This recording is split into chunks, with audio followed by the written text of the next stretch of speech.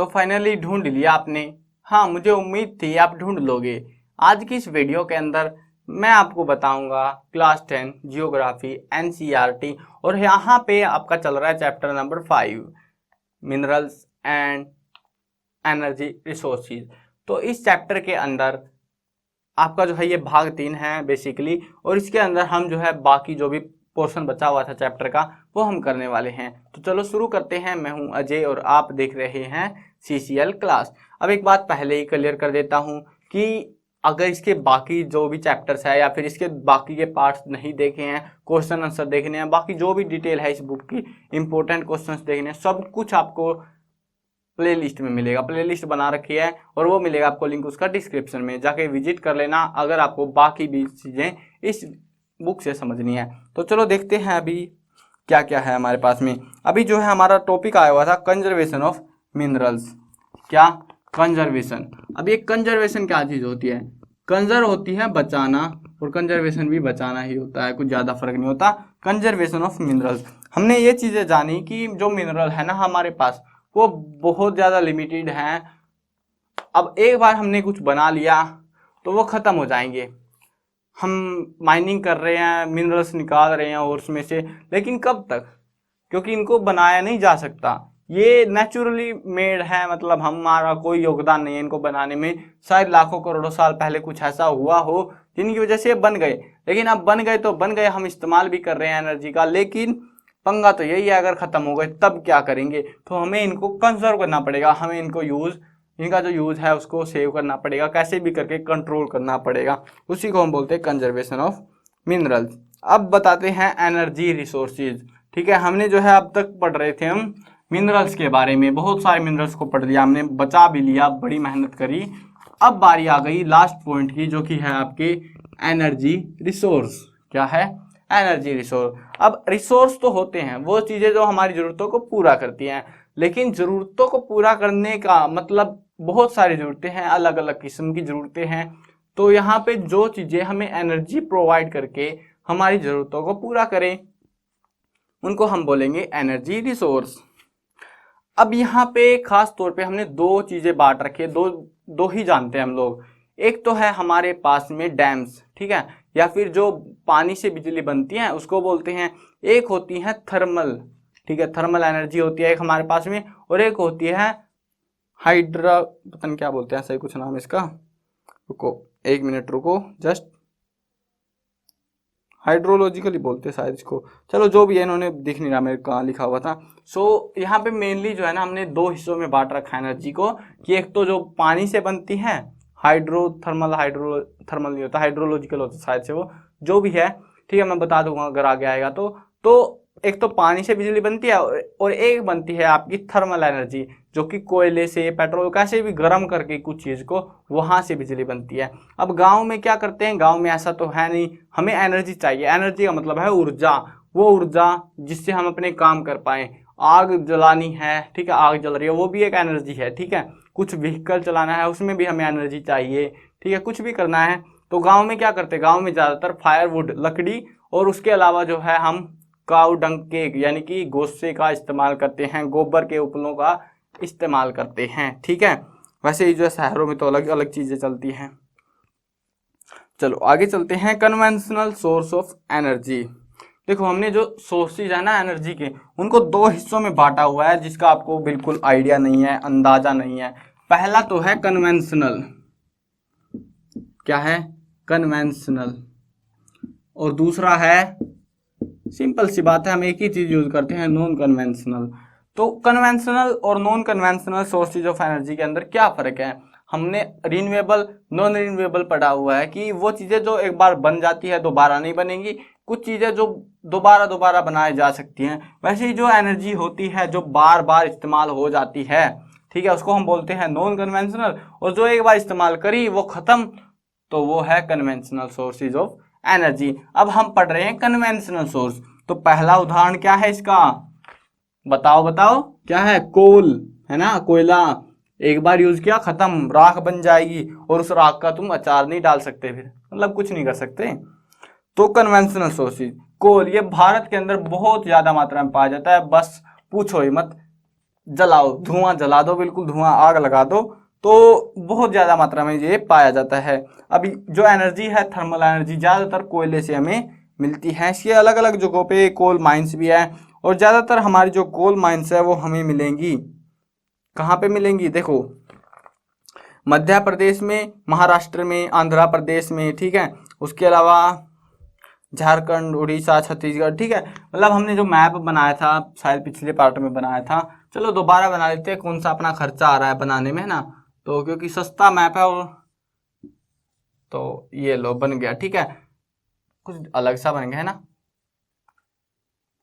जम्मू कश्मीर सही नहीं बना, कभी बनेगा भी नहीं वैसे मेरे से ये जम्मू कश्मीर, ठीक है। अब बन गया होगा, नहीं अब भी नहीं बना।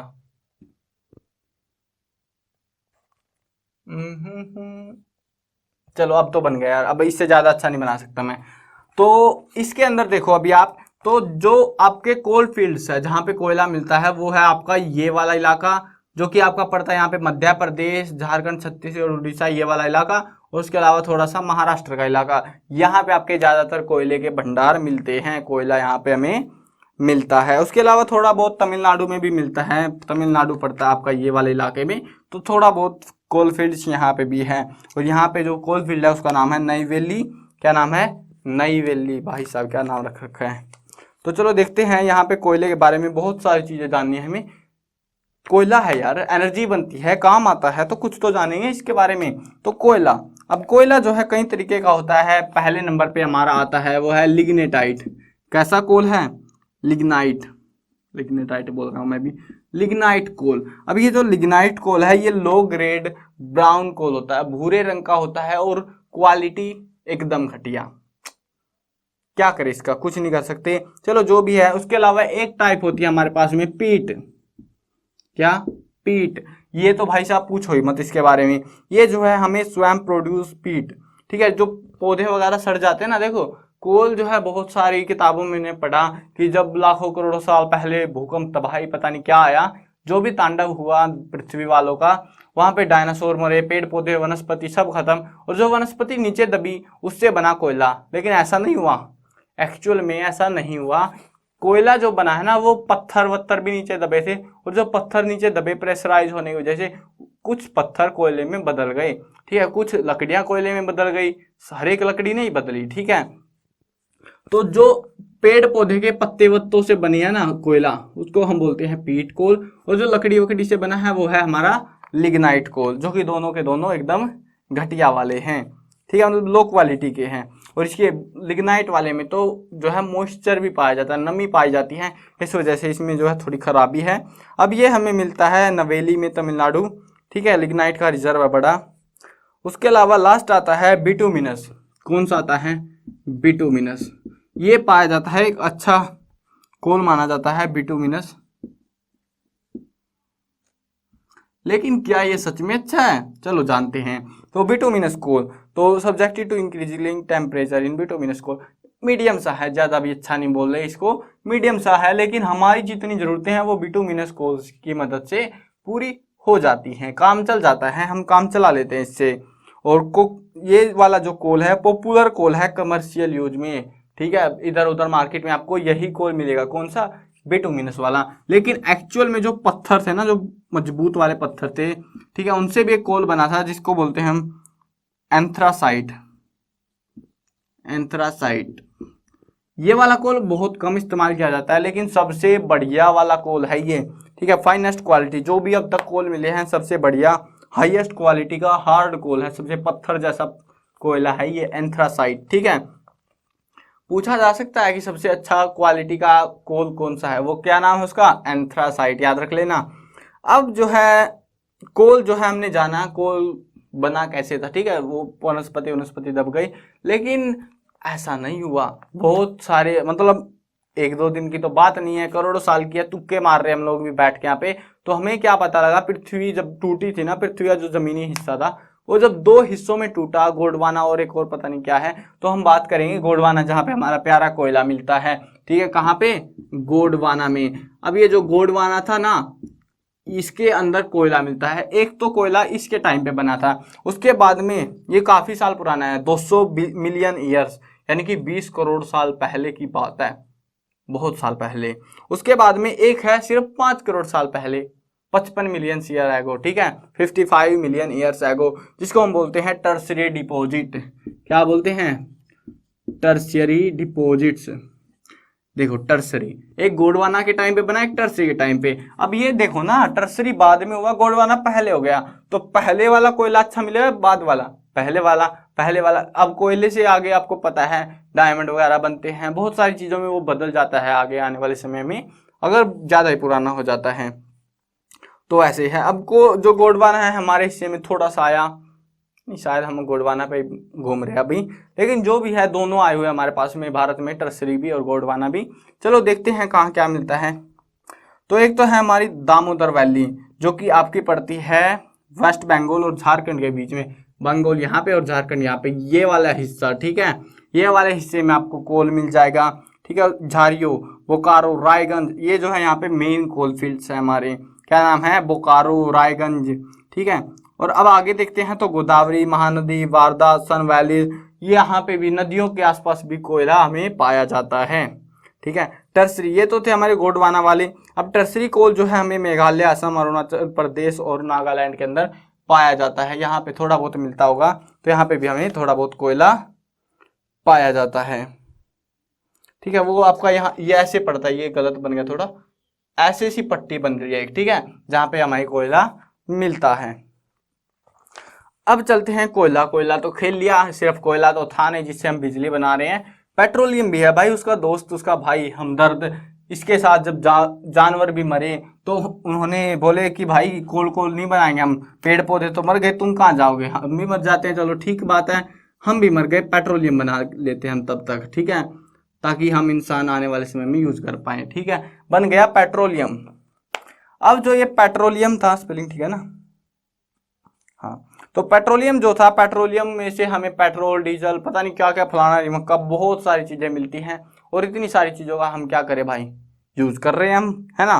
तो हमें जो है बताते हैं 63% ऑफ पेट्रोलियम प्रोडक्शन जो है हमें 63% हमें कहाँ से मिलता है पेट्रोलियम? मुंबई से मिलता है, मुंबई से, और वो भी हाई वाली से, मतलब नाम है, ठीक है, जगह मुंबई हाई, तो यहाँ से हमें मिलता है 63%। उसके अलावा जो है 18% गुजरात से और 16% हमें आसाम से मिलता है।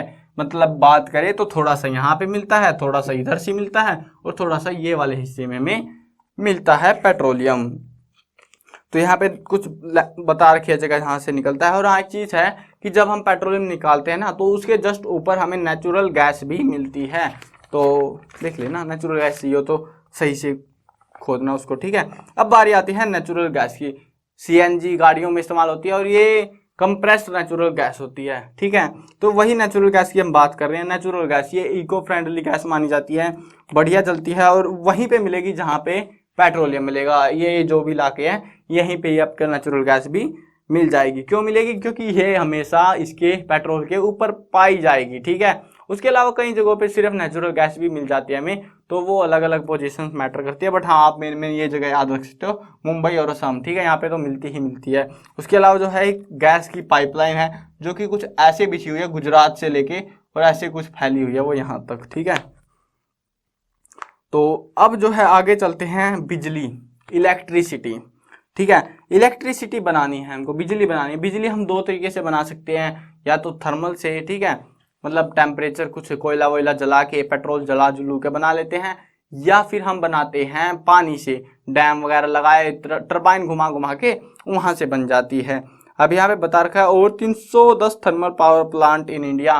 लगभग भारत के अंदर कितने पावर प्लांट हैं? थर्मल पावर प्लांट जहाँ पे कोयला जलता है वो है 310, क्योंकि हमने पढ़ा ना, कोयले की तो शॉर्टेज ही नहीं है भाई हमारे घर में, हमारे मतलब देश में। तो यहाँ पे बहुत सारे पावर प्लांट है। उसके अलावा यूरेनियम, थोरियम, यूरेनियम से भी जो है न्यूक्लियर एनर्जी भी बनती है, वो काफ़ी ज़्यादा होती है, मतलब बहुत हाई अमाउंट ऑफ एनर्जी बनाई जा सकती है, और रिन्यूएबल रिसोर्स है वो। लेकिन फिर भी दिक्कत कहाँ पे आती है कि उसको कंट्रोल करना बहुत मुश्किल होता है। अगर ब्लास्ट हो गया तो शायद पूरा स्टेट ही उड़ा सकती है, तो इसीलिए ज़्यादा पावर प्लांट न्यूक्लियर वाले इंडिया के अंदर नहीं पाए जाते, ठीक है, क्योंकि ये यूरेनियम और थोरियम का इस्तेमाल यहाँ पे होता है। अब ये तो थे नॉन कन्वेंशनल सोर्स के बारे में पढ़ते हैं, जो कि कभी भी ख़त्म नहीं होंगे भाई साहब, चलते रहो, यूज़ करो मज़े लो बिल्कुल से। तो वो है पहले नंबर पे है हमारी सोलर एनर्जी। सोलर एनर्जी यानी कि धूप वाली एनर्जी, जो हमें धूप से मिलती है, सनलाइट से मिलती है। जो धूप हमारी इंडिया के अंदर कहाँ आती है ज़्यादातर, इस वाले हिस्से में, ठीक है। तो यहाँ पे ये सोलर एनर्जी आपको अच्छी मात्रा में मिल जाएगी। तो अब देखते हैं आगे। और हाँ, भारत का सबसे बड़ा पावर प्लांट जो है, मतलब जो भी सोलर प्लांट बोल सकते हो, पावर प्लांट तो गलत वर्ड रहेगा, सोलर प्लांट, ठीक है। सोलर प्लांट जो है वो है इंडिया में मधापुर में, जो कि भुज के आसपास इलाका है, मुझे नहीं पता कहाँ पड़ता है ये। Where solar energy used to sanitize milk can, जहाँ पे ये दूध की कैन धोने में काम आता है, बहुत बढ़िया, सैनिटाइज करने में काम आता है ये। अगली आती है हमारे पास में विंड पावर। विंड, हवा से जो एनर्जी बनती है, हवा भी इसी इलाके में चलती है।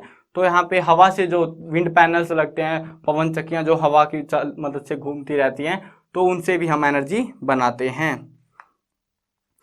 अब आता है नेक्स्ट है बायोगैस। छोटे छोटे से, ज़्यादा बड़े नहीं है।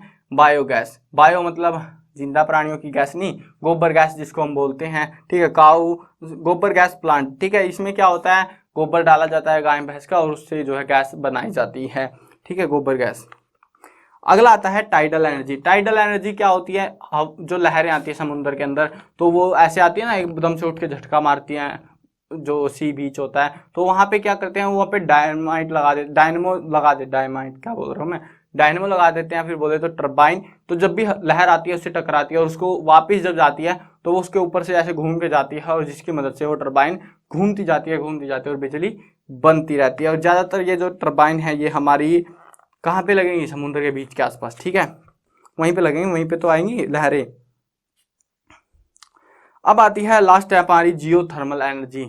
अब जियोथर्मल क्या होती है, ये भी एक एनर्जी होती है लेकिन ज़्यादा नहीं होती। इसके अंदर क्या होता है, हम कुछ भी नहीं लगाते, धरती से ही ऊर्जा ले रहे हैं। वैसे ये सारी ऊर्जाएं भी हमें वहीं से मिल रही है, लेकिन जियोथर्मल में क्या होता है ना, आपने कई जगहों पे वाटर स्ट्रीम देखी होंगी, मतलब भाप, जो पानी की भाप जो होती है, कहीं पे मतलब गर्म पानी के फव्वारे चलते हैं, वो वाले इलाके की बात कर रहा हूँ मैं। तो वहाँ पे आपको जो है ये जियोथर्मल एनर्जी मिल जाएगी।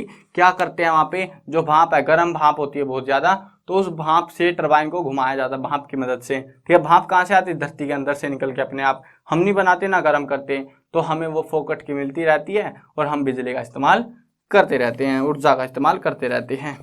लास्ट पॉइंट आ रहा है कंजर्वेशन ऑफ एनर्जी रिसोर्सेज।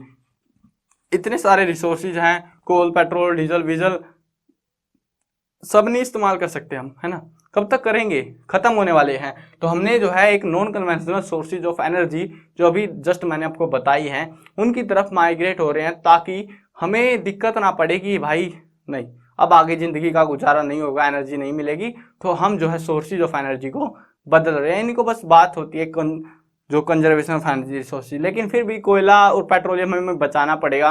और भी बहुत सारी नीड्स हैं जो कि आपको ज़रूरी है।